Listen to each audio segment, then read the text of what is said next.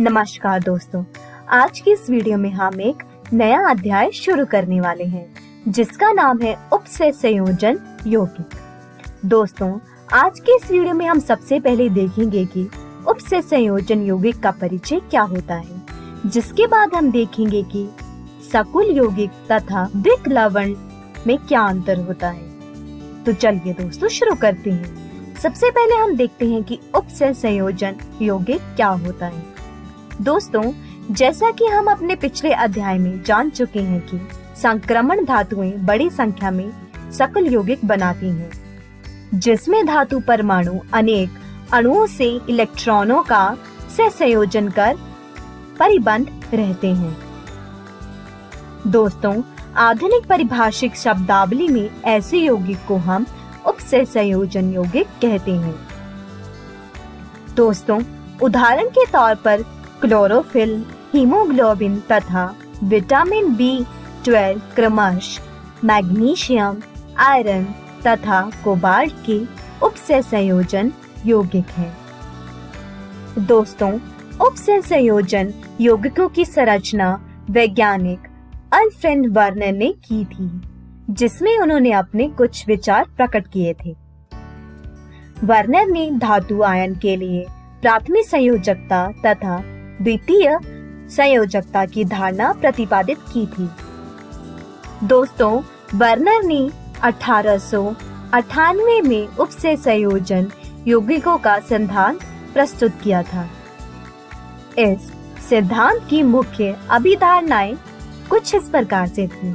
पहला है, उपसय संयोजन यौगिकों में धातुएं दो प्रकार की संयोजकताएं दर्शाती हैं, जो कि है प्राथमिक संयोजकता और द्वितीयक संयोजकता। दूसरा है, प्राथमिक संयोजकताएं सामान्य रूप से आयनीय होती हैं तथा ऋणात्मक आयनों द्वारा संतुष्ट होती हैं। तीसरा है, द्वितीय संयोजकताएं अनायनिक होती हैं। यह उदासीन अणुओं तथा ऋणात्मक आयनों द्वारा ही संतुष्ट होती हैं। ये उपसय संयोजन संख्या के बराबर होती हैं, मतलब इसका मान किसी धातु के लिए सामान्यता निश्चित होता है। चौथा है, धातु से द्वितीय संयोजकता में आबंधित आयन समूह विभिन्न अपसंयोजन संख्या के अनुरूप द्विक स्थान में विशिष्ट रूप से व्यवस्थित होते हैं। अतः इस प्रकार की द्विक स्थान व्यवस्थाओं को हम समन्वय बहुफलक कहते हैं। चलिए दोस्तों, अब आगे बढ़ते हैं और देखते हैं कि द्विक लवण तथा संकुल में क्या अंतर होता है। दोस्तों, द्विक लवण का मतलब है डबल सॉल्ट। दोस्तों, वे योग्यतम यौगिक जो ठोस अवस्था में क्वाथीय होते हैं परंतु जलीय विलयन में पूर्ण रूप से आयनित होते हैं, उन्हें हम द्विक लवण कहते हैं। इन्हें जालक लवण भी कहा जाता है। उदाहरण के तौर पर कार्नेलाइट, पोटाशियम या फिटकरी, मोर लवण या क्रिस्टलीय फेरस अमोनियम सल्फेट इसके उदाहरण हैं। दूसरा है सकुल यौगिक, अतः इसे हम सकुल लवण भी कह सकते हैं। दोस्तों, वह योग्यतम यौगिक जो ठोस तथा विलयन दोनों अवस्थाओं में स्थायी होते हैं परंतु यह जल में पूर्ण रूप से अनियमित होते हैं, उन्हें हम सकुल यौगिक कहते हैं। ये सकुल यौगिक का उदाहरण है। केंद्रीय धातु परमाणु तथा लिगेंड के मध्य बना उपसय संयोजन बंध, जिसमें लिगेंड दाता तथा केंद्रीय धातु परमाणु ग्राही का काम करता है, इस प्रकार बनी सकुल को हम सकुल यौगिक कहते हैं। चलिए दोस्तों, हम आगे बढ़ते हैं और देखते हैं कि उपसय संयोजन सत्ता मतलब कोऑर्डिनेशन एंटिटी क्या होती है। दोस्तों, धातु व लिगेंड को सम्मिलित रूप से उपसय संयोजन सत्ता कहा जाता है। केंद्रीय धातु परमाणु तथा आयन में किसी एक निश्चित संख्या में आबंधित आयन अथवा अणु मिलकर एक उपसय संयोजन सत्ता का निर्माण करते हैं। ये उपसय संयोजन सत्ता का उदाहरण है। जिसमें कोबाल्ट आयन 3 अमोनिया अणुओं तथा 3 क्लोराइड अणुओं से घिरा हुआ है। इसके कुछ अन्य उदाहरण कुछ इस प्रकार से दिए गए हैं। आगे बढ़ते हैं और देखते हैं कि केंद्रीय परमाणु तथा आयन क्या होते हैं। दोस्तों, वे परमाणु जो लिगेंड की निश्चित संख्या से जुड़कर विशेष ज्यामितीय बनाते हैं उसे हम केंद्रीय तत्व परमाणु कहते हैं। NiCl2 H2O4 COCl NH35 वर्ग 2 जमा तथा FeCN6 3 ऋणात्मक में केंद्रीय परमाणु तथा आयन क्रमश निकल 2 जमा कोबाल्ट 3 जमा तथा Fe3 जमा है। इन केंद्रीय परमाणु आयनों को लुईस अम्ल भी कहा जाता है। चलिए अब आगे बढ़ते हैं और देखते हैं कि लिगेंड क्या होते हैं। दोस्तों, परमाणु या परमाणुओं का समूह जिसमें कम से कम एक लोन पेयर ऑफ इलेक्ट्रॉन होता है उसे हम लिगेंड कहते हैं। लिगेंड का वह परमाणु जो लोन पेयर में इलेक्ट्रॉन का त्याग करता है उसे दाता परमाणु कहते हैं। दोस्तों, लिगेंड का वर्गीकरण परमाणुओं की संख्या के आधार पर किया जा सकता है। मतलब पहला है एक दंतुर लिगेंड, मतलब इडेंशियल लिगेंड। इसमें एक दाता परमाणु होता है।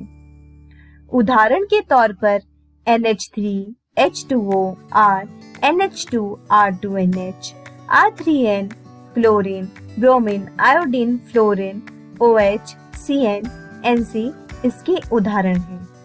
द्विदंतुर लिगेंड मतलब बाइलेटरल लिगेंड। इसमें 2 दाता परमाणु होते हैं। उदाहरण के तौर पर इथेन 1,2 डाइएमीन या N-एथिलीन डाइएमीन। तीसरा है बहुदंतुर लिगेंड। जब एक लिगेंड में अनेक दाता परमाणु उपस्थित होते हैं तो इन्हें बहुदंतुर लिगेंड कहा जाता है। ये एक बहुदंतुर लिगेंड का उदाहरण है। दोस्तों, जब एक द्विदंतुर तथा बहुदंतुर लिगेंड अपनी 2 या अधिक दाता परमाणुओं का प्रयोग एक साथ एक ही धातु आयन में आबंधन के लिए करते हैं तो इसे हम किलेट मतलब किलेट लिगेंड कहते हैं।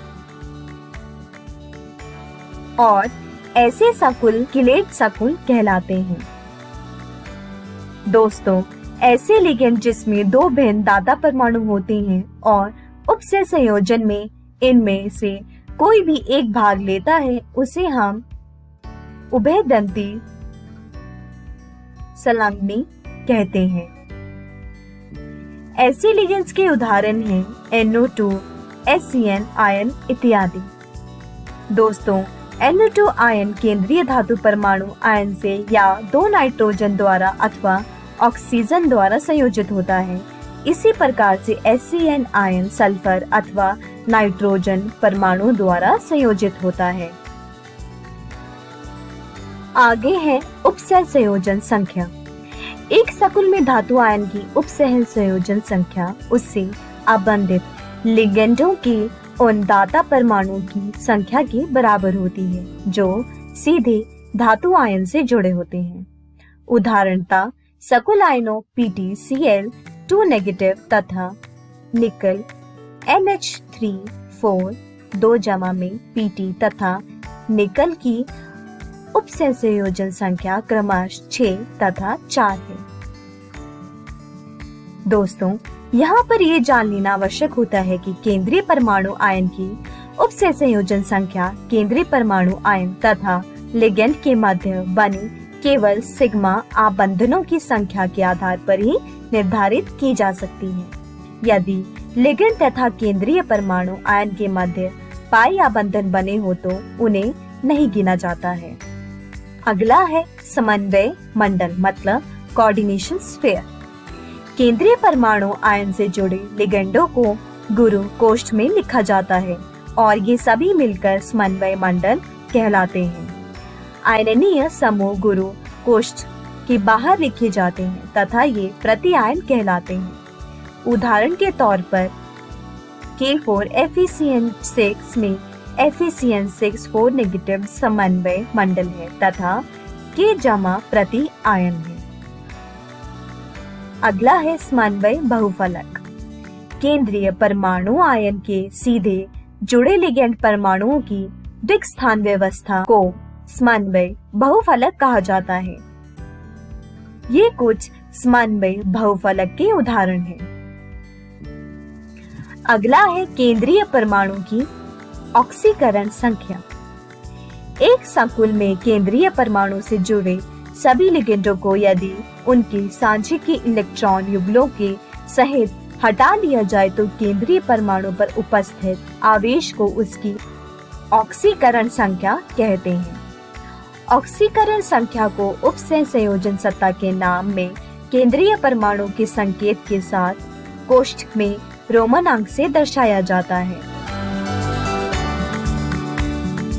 उदाहरण के तौर पर कुछ इस प्रकार से।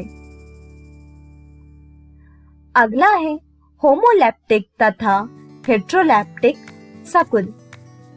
दोस्तों, सकुल जिसमें धातु परमाणु केवल एक प्रकार के दाता समूह से जुड़ा होता है उसे हम होमोलैप्टिक सकुल कहते हैं।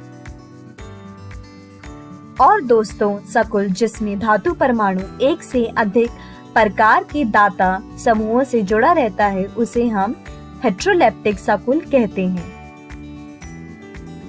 तो दोस्तों, आज की इस वीडियो में हमने उपसह संयोजन यौगिक का परिचय देखा, जिसके बाद हमने सकुल यौगिक तथा द्विक लवण में अंतर जाना। दोस्तों, अगली वीडियो में हम उपसह संयोजन यौगिकों का नामकरण किस प्रकार से होता है वो जानेंगे, जिसके बाद हम देखेंगे कि उपसह संयोजन में समवायवता क्या होती है। दोस्तों, मैं आशा करती हूँ आपको ये वीडियो समझ आया होगा। तब तक आप अपनी पाठ्य पुस्तक से इन सारे विषयों को दोहराने की कोशिश कीजिएगा। धन्यवाद।